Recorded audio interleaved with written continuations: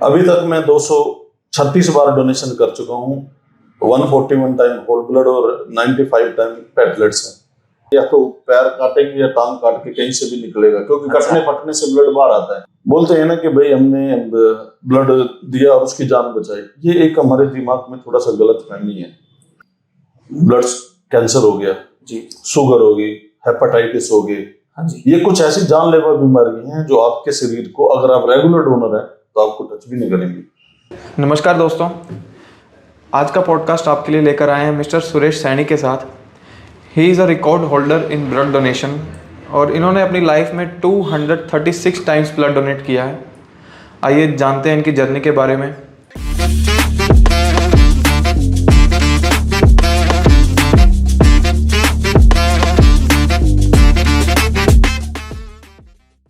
नमस्कार सर। नमस्कार, कैसे हो आप?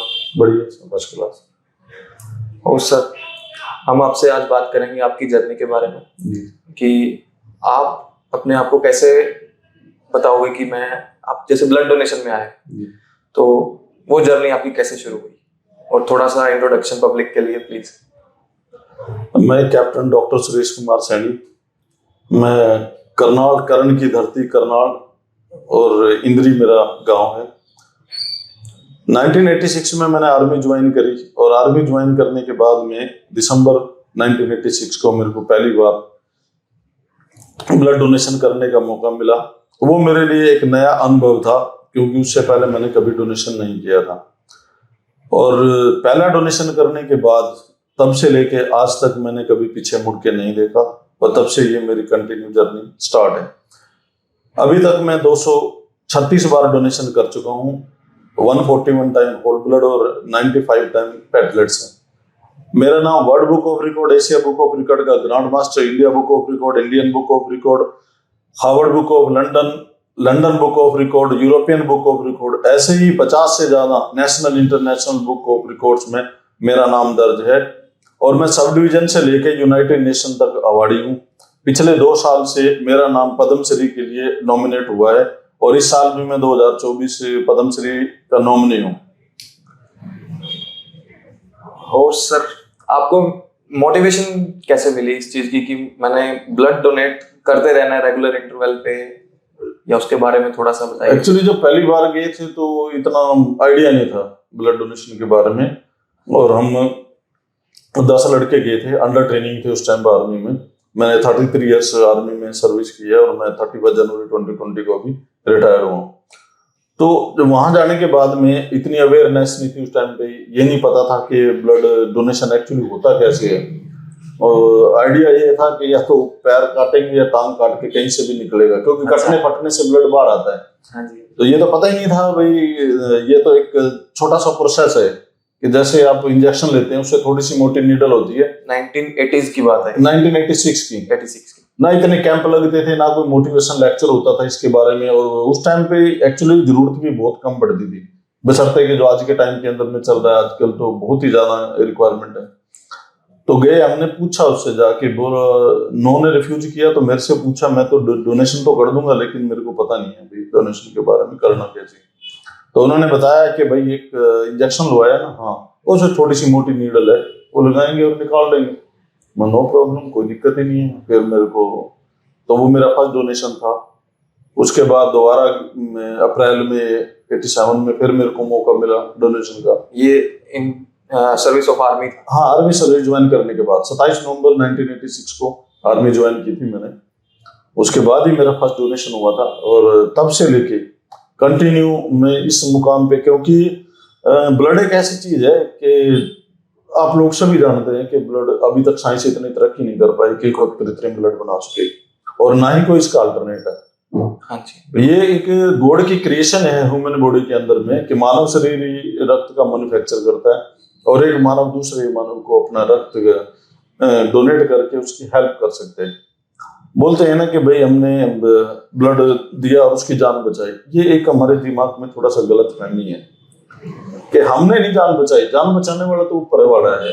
लेकिन हम क्या है कि अपना शरीर से कुछ 1 यूनिट, 350 450 ml यूनिट दे के हेल्प कर सकते हैं उसकी, कि भाई, और दुआ कर सकते हैं परमात्मा से कि उसका जीवन बचे। और दूसरा, मैं जो मेरी अपनी थिंकिंग है, मैं ये सोचता हूँ कि अगर आपको कोई ब्लड डोनेशन के लिए बुला रहा है तो वो आपके ऊपर बहुत बड़ा एहसान कर रहा है और हमारे को उसका आसानमंद होना चाहिए कि किसी ने हमारे को डोनेशन के लिए बुलाया है। क्योंकि जो बहुत सी शरीर के अंदर में ऐसी डेंजरस डिजीज हैं जो ब्लड से अंदर टेस्ट के बाद ही पता चलता है। वैसे नॉर्मल लाइफ में किसी को नहीं पता चलता कि मेरे अंदर में क्या चीज पनप रही है। कुछ डिजीज ऐसी जेनेटिक भी होती है। हाँ, कुछ जेनेटिक हैं और कुछ ऐसे हैं वो भी जेनेटिक ब्लड के थ्रू आते हैं आपके अंदर में। बिल्कुल, मदर फादर या जिसमें भी आपके पीढ़ी में कोई भी ऐसी प्रॉब्लम है वो भी ब्लड के थ्रू आपके अंदर में आती है। तो ब्लड जब आप डोनेशन करते हो किसी भी कैंप में या ब्लड सेंटर में जाके, तो वो ब्लड पहले उसका सैंपल लेके लैब में जाता है। हाँ जी। और लैब में वो टेस्ट जितने भी डेंजरस डिजीज के टेस्ट है, वो HIV हो, हेपेटाइटिस A, B, C हो, सभी के टेस्ट किए जाते हैं। उसके बाद ही पेशेंट को उसको दिया जाता है ब्लड को। तो एटलीस्ट आपको ये पता चल जाता है कि आपके अंदर में कोई भी ऐसी जानलेवा बीमारी नहीं है जी। क्योंकि वो टेस्ट हो गया। हो गया तो आपको नेचुरली वो पता चल गया। अगर फिर भी कुछ ऐसा होता है कि टेस्ट में आपको कुछ थोड़ा बहुत कुछ कॉम्प्लिकेशन है तो हॉस्पिटल से आपको कॉल आएगी और हॉस्पिटल वाले आपका दोबारा सैंपल लेंगे, दोबारा वो टेस्ट करेंगे। और गवर्नमेंट ऑफ इंडिया स्वास्थ्य मंत्रालय की कुछ गाइडलाइन ऐसी हैं जो कुछ ऐसी डेंजर डिजीज है अगर आप में है as a voluntary blood donor तो उन बीमारियों का government of India free of cost treatment करती है। ओके। तो जैसे मैं एक माइनर थैलेसीमिक हूँ तो इसका भी कुछ ना कुछ ट्रीटमेंट हो सकता है। मुझे डॉक्टर ने मना किया हुआ है कि मुझे ब्लड डोनेट मैं नहीं कर सकता। हाँ, तो इसका भी ऐसे कुछ ट्रीटमेंट हो सकता है जैसे आप बता रहे हैं? हाँ, नेचुरली अगर आप किसी भी अच्छे डॉक्टर से कंसल्ट करेंगे तो ये नहीं है कि कोई ऐसी बीमारी है जिसका हल ना हो, लेकिन उसके लिए कि जरूरी है कि आप किसी अच्छे डॉक्टर से कंसल्ट करें इसके बारे में, तो वो भी आपका ठीक हो सकता है, कोई ऐसी प्रॉब्लम नहीं। ओके। और ब्लड से तो आपके अगर रेगुलर जा रहा है, जैसे मेडिकल साइंस बोलती है कि 90 डेज के बाद और 120 डेज तक आपके जो ब्लड सेल है वो डेड हो जाता है ऑटोमेटिकली। तो डेड होने से पहले बेटर ऑप्शन है कि आप उसको डोनेट करो, किसी और के काम आएगा, किसी और के काम आएगा और आपके शरीर के अंदर में नया ब्लड बनेगा और एक नई ऊर्जा का संचार होगा जी। क्योंकि एक समाज में एक और थोड़ा सा जो है ना गलत भ्रांति फैली हुई है कि ब्लड डोनेट करने से कमजोरी आती है, बट ऐसा कुछ नहीं है। क्योंकि ये हमारा माइंड का थोड़ा सा, बोलते हैं ना कि आप कुछ भी काम कर रहे हो, चाहे आप स्टडी कर रहे हो, चाहे किसी बिजनेस में हो, चाहे वो जॉब कर रहे हो, ये हर चीज माइंड का गेम है, साइकोलॉजिकल है। और माइंड का दिल और दिमाग अगर वो मजबूत है तो आपको कुछ नहीं होता। क्योंकि मैं आपके सामने एक एग्जाम्पल हूँ, इतना 236 डोनेशन करने के बाद मैंने कभी आज तक कमजोरी के नाम की कुछ चिड़िया का नहीं सुना है। तो और काफी फिट लगते हो आप। Thank you. बाकी एक और होता ना कि आप डोनेशन जब करके आते हो किसी के लिए भी, उसको आप नहीं जानते जी, कुछ तो जानने के लिए परिचित होते हैं और बहुत से जब हम वॉलंटियर डोनेशन करके आते हैं जी, वो हमारे को नहीं पता होता कि भाई ये ब्लड किसको चढ़ेगा। जो एडमिट है पेशेंट किसी का भी हो सकता है, कोई जरूरी नहीं है कि भगवान ना करे कोई नियर डियर हो, कोई भी होता, हमने तो दे दिया ब्लड। लेकिन जिसको आपने दिया है ना वो आपको दिल से दुआ करेगा। रियल हेल्प तो यही, रियल हेल्प वही है। और वो आपको नहीं जानता लेकिन फिर भी आपके लिए उसके दिल से दुआ निकलेगी और वो दुआ आपकी लाइफ में जरूर कामयाब होगी, कहीं ना कहीं तो हिट करेगी, पक्का करेगी। बोलते हैं ना कि दिल से दुआ और बददुआ दो चीज ऐसी हैं, अगर आप दिल से किसी को भी देते हो तो वो जरूर इफेक्ट करती है इंसान के ऊपर में। और यही चीज ऐसी है कि भी आप किसी के लिए भी अगर कर रहे हो तो वो आपको दिल से दुआ करेगा और वो आपके लाइफ में कुछ ना कुछ आपको चेंजेस लेके आएगी दिल से। ऑन द कंट्रेरी कि कुछ मिथ्स हैं कि जैसे आपने बताया कि ब्लड डोनेट करने से लोग सोचते हैं कोई कमजोरी आती है, तो मैंने सुना है कि एक्चुअल में ब्लड डोनेट करने से काफी सारी डिजीज हमारी निकल जाती हैं। हाँ, ये मेडिकल साइंस बोलती है कि जैसे आपका सपोज करो कि डेंजर डिजीज जिनको हम काउंट बोलते हैं, जो ब्लड कैंसर हो गया जी, शुगर हो गई, हेपेटाइटिस हो गई, ये कुछ ऐसी जानलेवा बीमारी हैं जो आपके शरीर को, अगर आप रेगुलर डोनर है तो आपको टच भी नहीं करेंगी। क्योंकि आप रेगुलर डोनेशन करोगे आपका कोलेस्ट्रॉल नहीं बढ़ेगा, आपका बीपी नहीं बढ़ेगा, हार्ट ब्लॉकेज नहीं होगा, रेगुलर आप डोनेशन कर रहे हैं तो ये जर्म्स आपके शरीर में वो कीटाणु नहीं पैदा होंगे बीमारी के, क्यों, नया आ रहा है और वो एक नई ऊर्जा लेके आता है, रीजनरेट हो रहा है तो रीजनरेट हो रहा है। हाँ जी हाँ जी। तो वो एक चीज ऐसी है कि आपको स्वस्थ रखने के लिए अब नेचुरली एक अब कभी आपने डोनेशन किया है? नहीं, मुझे चलो आपको माइनर था में जो भी कोई डोनेशन करके आता है ना, दिल से सेटिस्फेक्शन मिलती है।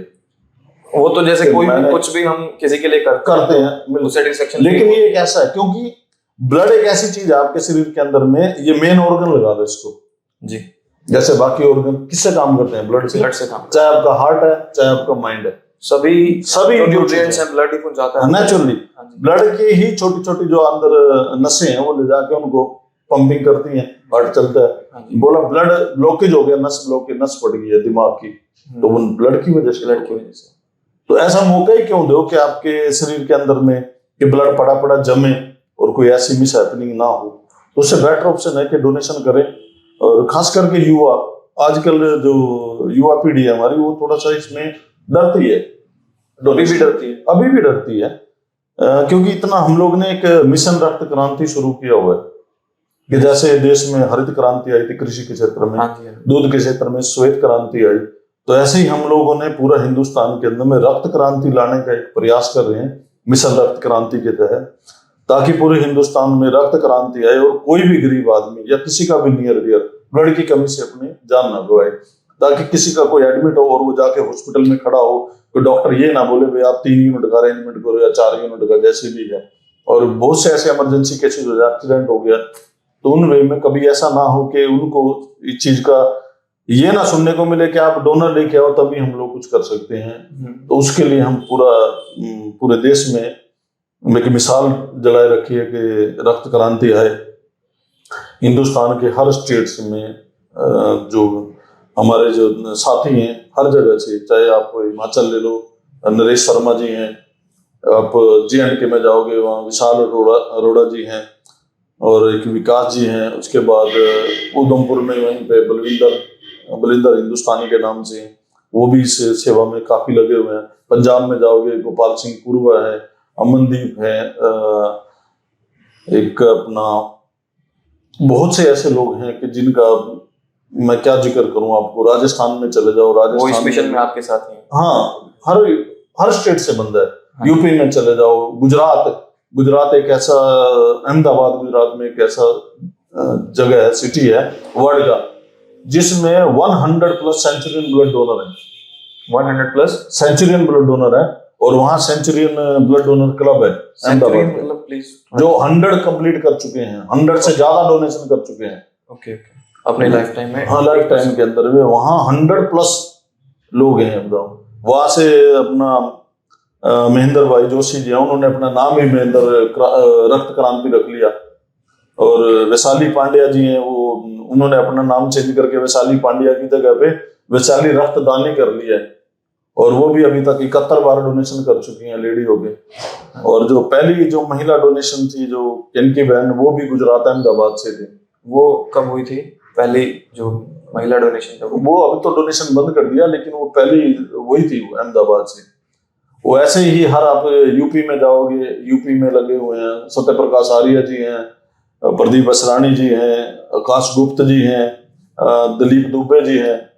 वैसे ऐसे चलते चलते आप किसी भी स्टेट में चले जाओगे, कोई ऐसा स्टेट नहीं है कि जहां पे हम लोग इस चीज को लेके ये रक्त क्रांति की एक मिसाल जला रहे हैं और खास करके युवाओं को इस चीज के लिए मोटिवेट कर रहे हैं। मैं खुद जाता हूँ कॉलेज, यूनिवर्सिटी, IIT, पूरा इंडिया का भ्रमण कर चुका हूँ मैं, सिर्फ इसी मकसद के लिए कि भाई युवा खास करके, क्योंकि बोलते हैं ना हमारा जो इंडिया है वो 65% युवा है। हाँ जी, तो फ्यूचर भी वही है, फ्यूचर भी वही है युवा। अगर वो 65% युवा के अंदर से मात्र 5% युवा अगर रेगुलर डोनर हो जाए, वॉलंटियर, तो मैं बताता हूँ कि हिंदुस्तान में रक्त क्रांति आई गई।